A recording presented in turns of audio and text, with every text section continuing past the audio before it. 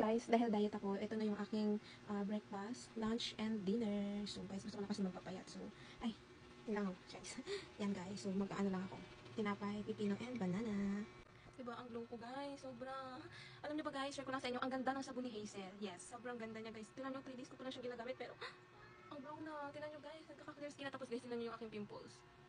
Natuyo na siya guys. Diba, ang ganda. Kakatapos na lang mag-exercise. Kaya medyo pawis. So, and guys, hindi mawala ang ating coffee.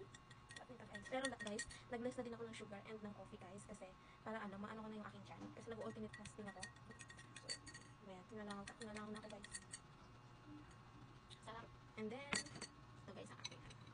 Yan. Diba? Ano yan? Diet yarn. Yes. Ito na yung breakfast, lunch, and dinner ko guys. Sabay yung saging. Tapos, meron akong pipino. Masarap ng pipino. Yes guys, look at my view, diba? Sobrang perfect. Kasi reminis lang ako dito. Yan o. Sobrang ganda lang guys.